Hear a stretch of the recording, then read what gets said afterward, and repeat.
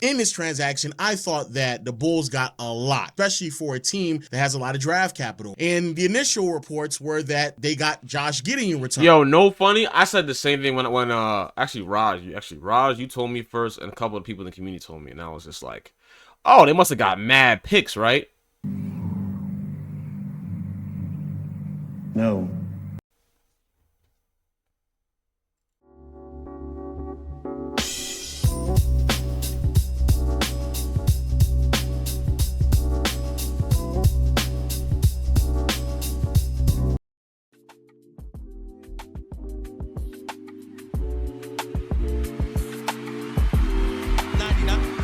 Season has gone through, and it's something that I don't think anyone was expecting. The Chicago Bulls finally moved off of Alex Caruso, a player that many teams, and I do mean many teams, were interested in just a handful of months ago at the Warriors.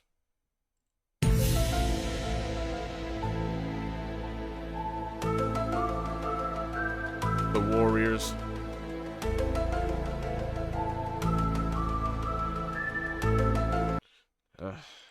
Deadline, and now he's being moved to the Oklahoma City Thunder. In this transaction, I thought that the Bulls got a lot, especially for a team that has a lot of draft capital. And the initial reports were that they got Josh Giddey in return. Yo, no funny. I said the same thing when Raj, you told me first, and a couple of people in the community told me, and I was just like, oh, they must have got mad picks, right? Now, when that first came out, I thought to myself, hey, I'm going to pause for a second, wait for more info, because I know for a fact that Chicago got at least some draft picks. Some. Cap flexibility. Some. Or maybe even cash consideration. And that this is just the outline of the fundamental pieces that are in this transaction. But nothing else transpired. Actually, there were people reporting that this was the entire deal. Literally. Let me tell you something. Chicago Bulls, you got robbed legally. You got robbed legally. You got robbed legally. It went into your place of business and said, please put your hands up and please put the money in the bag. And you said, yes, sir. And for the OKC, good job.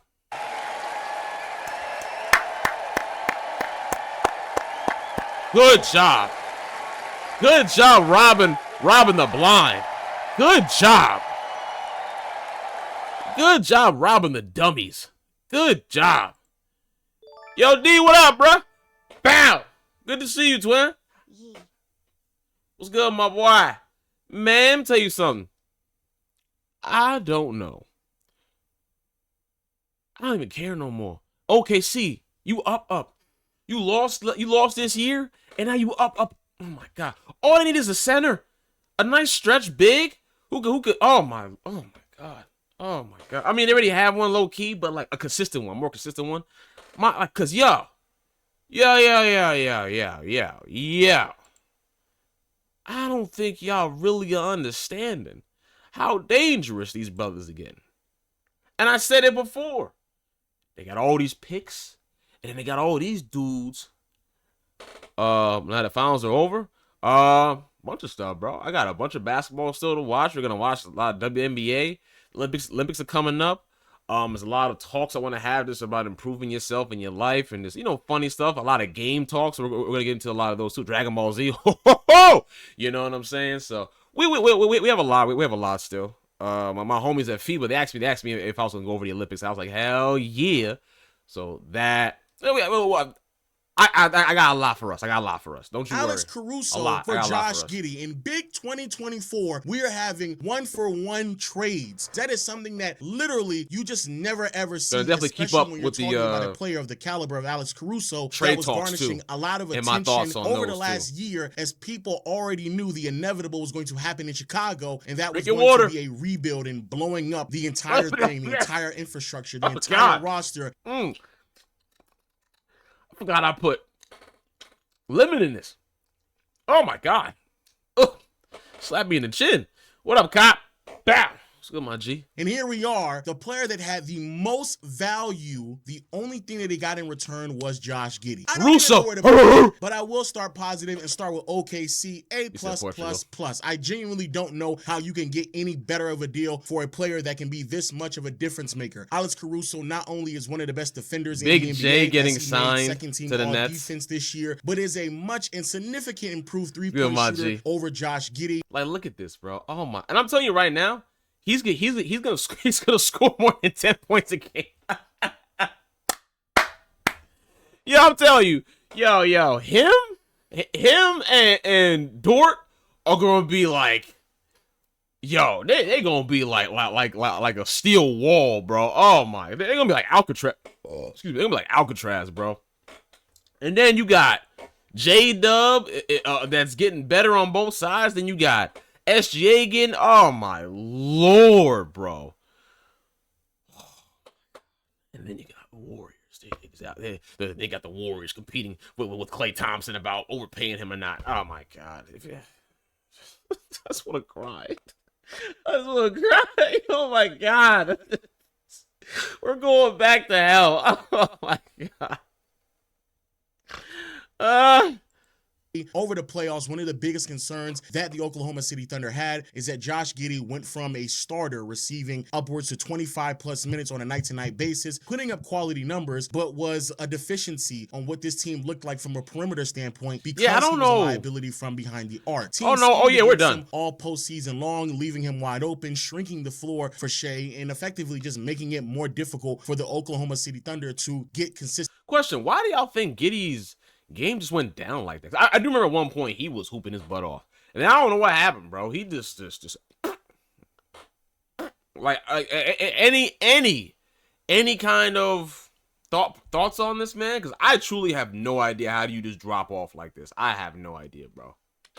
Buckets, and it got so bad that during the second round against the Dallas Mavericks, he eventually came off the bench. Yo, D, I was also thinking about looking at getting into like car videos too, because I love cars. So I was thinking about getting into like I said, I have a lot of stuff that I want to get into, bro, that I think a lot of people would enjoy. Different conversations and stuff like that. That thing would be funny as hell too. So any ideas though, please give me any. You know, I'm down for that. You know that. Steph ain't leaving. Steph ain't gonna leave. Steph's gonna roll with the punches and be mad as hell. He gonna be mad as hell. We all gonna be mad as hell. For Isaiah Joe. Trading Josh Giddey, who provided fundamental flaws to the Oklahoma City Thunder, a player who was so flawed with his lack of floor spacing that he was getting reduced minutes in the playoffs to the point where he was almost unplayable in certain situations. For fundamental flaws to the Oklahoma City Thunder, a player who was so flawed with his lack of floor spacing that he was getting reduced minutes in. Damn!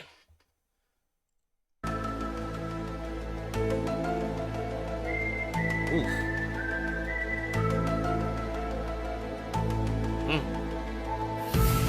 That's terrible. In the playoffs to the point where he was almost unplayable in some situations. For someone who immediately fixes that concern with Caruso, who shot around 41% from behind the arc this season on 5 attempts, as well as a great on-ball defender, which allows OKC to keep their identity of a defensive switchable perimeter, and moreover, continues to allow this team to have the financial flexibility long-term as well, because Josh Giddey in this upcoming season was making $8.3 million. Alex Caruso was only making around $9.8 million. And more importantly, Josh Giddey was on an expiring contract looking for some type of extension off of his rookie deal. And if the Thunder know that he's not a part of their long-term deal, why not just bring somebody in who makes basically the same amount of money? So you're basically still at the same level of financial flexibility, who also is going to be coming off the books, and you can just retain for a substantially less amount of money that you're probably going to have to give Josh Giddey in the open market. I believe he's an absolute huge one for OKC, looking at their depth. Oh my Lord. Oh, God. Oh, that starting five is. That's grandma's cooking right there. Oh my Lord, have right now play that back.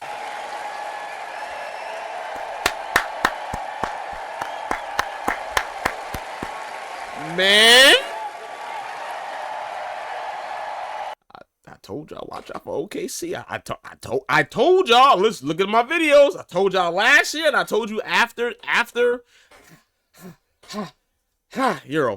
the finals. I told you. I said, watch out for the Thunder. Look what happened. got Caruso. Yeah. Boy, and let me tell you something. They might pull another rabbit out the hat too, man. I'm telling you. Just be wary. Be very wary, man. People talking about the Nuggets, they're talking about the Celtics, rightfully so. Boy, oh boy, man. Chart. The number 1 seed last year got better on the perimeter defensively, fixed the floor spacing problem while still having the financial flexibility to add pieces to the roster to address other concerns, in particular the ones that left them at a massive deficit inside with the lack of rebounding and size. I genuinely don't know how you can get any better. This team is going to be a menace on the perimeter. I do mean a menace on the perimeter, because not only do you have Caruso, but the improvement of Chet Holmgren as well as a rim protector will not only make him better because he has somebody who's a more qualified. And watch Chet gain a lot of muscle mass this year. I have a feeling too. Dort really makes this team a bit more palatable defensively with their versatility and switchability while still having a great rim protector. And again, can add even more pieces to this team as well. No brainer there. It all makes sense. Now, Chicago. Let me speak to you for a second. And also, moment of silence for all the other Bulls fans. Man, this is sad. Okay, now that that's done, what the hell are y'all doing? I genuinely don't even know where to begin. Everyone, I mean, people were literally falling over themselves trying to get Alex Caruso. Yeah, I'm telling you right now, Warriors, if you don't try to get Lonzo Ball, you just a bucket of dumbasses. I'm telling you right now. If you don't try to get Lonzo, you are a bucket of dumbasses, bro. Get Lonzo. Get rid of Wiggins. Get rid of Wiggins. Get rid of CP3. Try to get Clay off the bench, because I truly believe Clay off the bench will be really good. Because he was really good off the bench. But get Lonzo, bro. Unless his contract is crazy, that's different. But man, oh my God, it's just tough, man. And then get Claxton, and young players that Steve hates. Yep, that too. The young players that we need, young players that we need, Cop. So the fact that you ended up only getting Josh Giddey for him is ridiculous. I'm not even going to talk about the off-the-court issues that still leaves me a little bit questioning of the legitimacy of how a lot of that investigation went. But nevertheless, I'm not even going to talk about that. We are talking about an organization that is floundering. Let's keep it going. Talent, a team that has players that will either walk in free agency and get nothing for them or get little to nothing for them in transactions because their value has dropped immensely. And the one player, and I do mean the one player that has a lot of value in Caruso, you only get Josh Giddey for him. And what's crazier is the reasoning behind it, where Woj had reported that the Bulls had determined to find a playmaker to replace Lonzo. But why and Giddey 21 comes with an all-star potential. Did you not watch him play last year? Lonzo, do you remember Lonzo Ball, the one who I think you're talking about that has actual star potential? Like that, Lonzo has star potential. Giddey does not. What the hell? What? Oh my God! The playmaking suit. Yeah, whatever. The Bulls have been determined to find a playmaker to replace Lonzo Ball, and that's a sidebar that we got to get to, which is crazy news that just casually just drop out of nowhere, right? And Giddey, 21, comes with all-star potential that would unlikely be realized with the Thunder because of playmaking star power that surrounded him. You're telling me that Chicago believes that Josh Giddey has all-star potential? And not only does he have untapped all-star potential, that out of all teams in the NBA, that the Thunder couldn't allow him to reach that potential, and that you think that in Chicago he's going to be able to do so, be very mindful. Kobe White, get the hell out of there. Kobe, get out of there now. Get out of there, Kobe. Kobe! Get out. Get out. Like the movie, get out. I love you, dog. I love you when you first got drafted. I loved you. Get out of there, bro. Levine, get out of there. Drummond, you two, get out. I don't know what's going. Get out, please. I don't know literally what Chicago's doing, couple of years, Kobe White was just on the team, just literally pissing away. So you're telling me that now all of a sudden Chicago is a team where you really? I mean, he's also like was like second in like or third, I think it was, in like 6-man. No, most improved, I think it was. I think it was most improved, I think it was. And Kobe nice. Kobe nice as hell, boy. Get to really improve. He has good and potential. Make jumps and leaps in your progression and development as a star player, and can be an all-star caliber player. Like, are you serious right now? It took Zach LaVine dealing a season-ending injury for them to finally, and also Lonzo as well, for them to finally give Kobe White the minutes for him to actually reach his potential. And also, it's not even just Kobe White. What about Wendell Carter Jr.? Yep. You had him on the roster, and he wasn't able to fulfill that talent. Or what about Lauri Markkanen? You know, you had him on the roster as well, and for whatever reason, he wasn't able to reach his. Oh my God, I forgot he was on there. Oh my God, Bulls, you suck. Oh my God. Untapped potential until he got to Utah, where he actually was an all-star. But Chicago, out of all teams, will be able to reach Josh Giddey's untapped potential. That one will be great.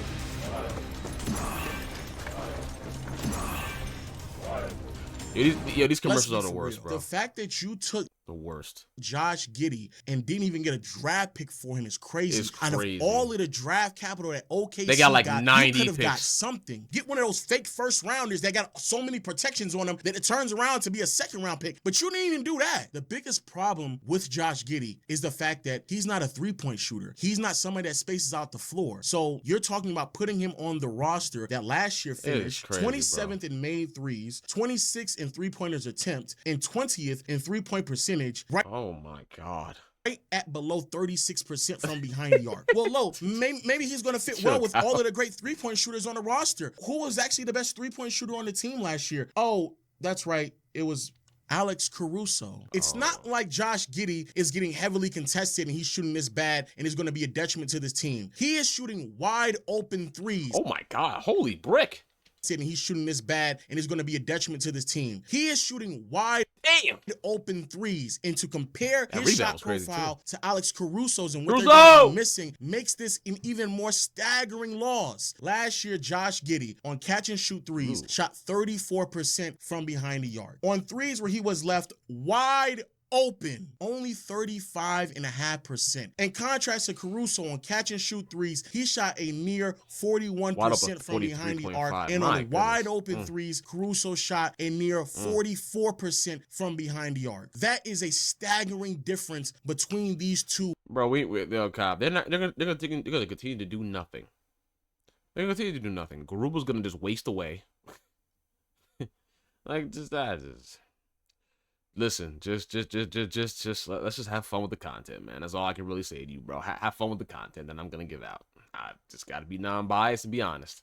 When it comes to shooting and floor spacing, and to believe that, but I'm excited to see how the Celtics and everybody else is going to turn out, though. This year. I'm very excited. That may still feature DeMar DeRozan and definitely is going to feature Vucevic unless they decide to move off of him. It's a terrible fit. The other problem is, what exactly does this roster look like? What exactly is Kobe White supposed to do? Because isn't that effectively Kobe White's responsibility? Isn't that who Kobe White is supposed to be on this team? Because Kobe White looked sensational when the ball was in his hands. So the one player that you've actually improved and developed over the last God knows how long, now you're saying you're going to take the ball out of his hand and give it into someone else's hands who is noticeably worse than him. What sense does that make? But then it gets even worse, because now you're talking about an organization. I have to play devil's I got to play devil's advocate too, just off the fact of like, maybe Giddey going to another team will help him go to the next level, whatever that is, you know.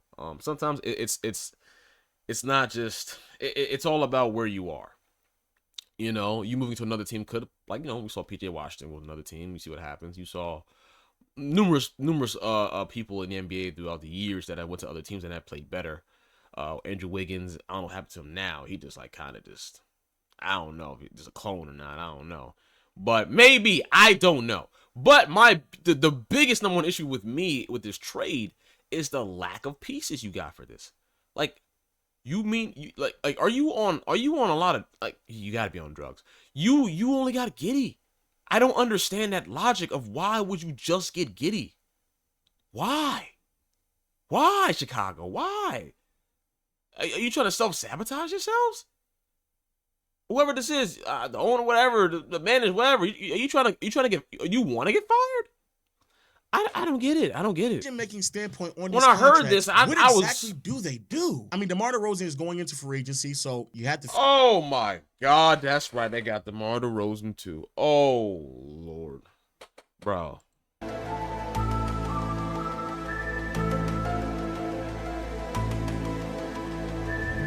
DeRozan, get out. Get out. This is sad. Figure out what he's going to do on the team. And if you decide to bring him back, you're talking about a team that's going to have a starting lineup. You got a worse player than the guy you traded for. Okay, if you don't, and you still decide to just move on forward, you still have already committed $129 million to this roster anyway. Giddy this year is on the last year of his rookie deal, who's looking for an extension. The only reason why you would make this trade is if you're committed to him long term. So you're actually going to commit to Josh Giddey. Then you have to figure out within a year or two's time, what are you going to do with Kobe White? Because after next season, he only Kobe has better one get more more money. Left he on better his get deal. more money. Then after that, you have to figure out what you want to do with Ayo, because after this upcoming season, he only has one more year left on his deal. And then you still got to figure out what you're going to do with Zach LaVine as well, because you've been trying to trade him literally all year long. And every single passing month, Warriors, pull the plug. Get him. Get him. Get him. Get rid of Wiggins. The Bulls are stupid. They'll do it. They'll do it. They will do it. Get rid of him. Get rid of him. Get rid of Wiggins. Get him. They're that dumb. Do it. Trade value goes down. Please. And then it brings it to the whole or my boy Lonzo. Situation. One of them. Lonzo has a player option who he's probably definitely going to opt into his deal. And now there's rumors talking about how you're going to buy him out. So then you have to commit to paying for a player for him not to be on the roster, because more than likely it probably feels like Lonzo his career has been completely derailed with injuries. And that's the only reason why you would even entertain the idea of buying him out. All of this makes absolutely no sense. Everybody's been waiting for Chicago to make a move for years at this point, because the writing was on the wall. That mid-3 that they built out in Chicago of DeRozan, Vucevic, and Zach LaVine, everyone knew that was heading nowhere fast. Yeah. And the fact that the first deal that they decided to make, it wasn't trading Andre Drummond at the deadline when he was on an expiring contract, so now he can walk and you get nothing. It wasn't trading DeMar DeRozan at the deadline, who also was on an expiring contract, so you might not get nothing for him either. It wasn't trading Lonzo Ball, so you can at least get something for him in return, but now it sounds like you're going to buy him out. It wasn't trading Zach LaVine, who you've been trying to move for the past 10, 18 months now, and it wasn't trading Vucevic. Instead, you decided to give him a contract extension last year. It was trading the most valuable piece on the team. So F minus if I've ever seen one. And it does seem like there's going to be a massive overhaul in Chicago. And hell, we don't even know if the Bulls are going to receive anything of value for it, because the most valuable piece they had, it translated into Josh Giddey. Ladies and gentlemen, the Chicago Bulls, round of applause. Worst ran franchise in the NBA. Crash out let me know your thoughts in the comment section below. Like I said earlier, if you want to see my live reactions to these deals all off season long, make sure you follow me on playback.tv/Lowe's Room, where I'll be live streaming pretty consistently.